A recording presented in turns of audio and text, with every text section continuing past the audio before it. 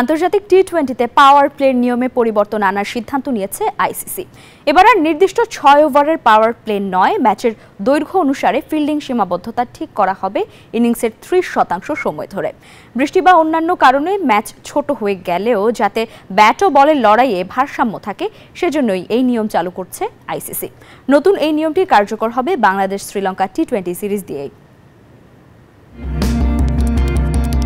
আন্তর্জাতিক টি-20 ক্রিকেটে আসছে বড় পরিবর্তন। আইসিসি এবার থেকে নির্দিষ্ট ৬ ওভারের পাওয়ার প্লের নিয়ম তুলে দিয়ে চালু করছে নতুন ফর্মুলা।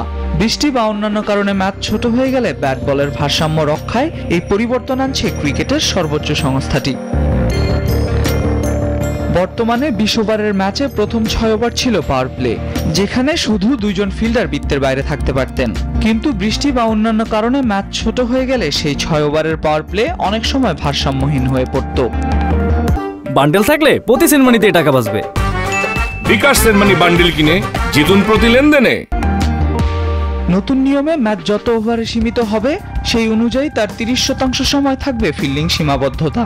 এতে করে প্রতিটি ম্যাচে ব্যাট বলের লড়াই হবে আরও সমানতালে এবং খেলায় প্রতিযোগিতা বজায় থাকবে বলে মনে করছে আইসিসি। এই নিয়মটি প্রথম পরীক্ষামূলকভাবে চালু হয় ইংল্যান্ডের টি-20 ব্লাস্ট প্রতিযোগিতায়, যেখানে সফলভাবে প্রয়োগের পর আন্তর্জাতিক ক্রিকেটেও এই ধারায় হাঁটার সিদ্ধান্ত নেয় আইসিসি। আইসিসির দাবি, ওভারের মাঝপথে পাওয়ার প্লে শেষ হলেও কোনো জটিলতা দেখা যায়নি, বরং খেলায় স্বচ্ছতা ও ভারসাম্য এসেছে।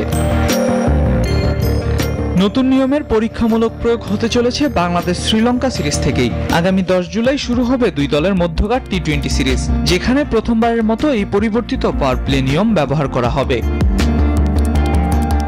নতুন এই নিয়মগুলো খেলায় বাড়তি স্বচ্ছতা, ভারসাম্য এবং প্রতিযোগিতা নিশ্চিত করবে বলে আশাবাদী আইসিসি।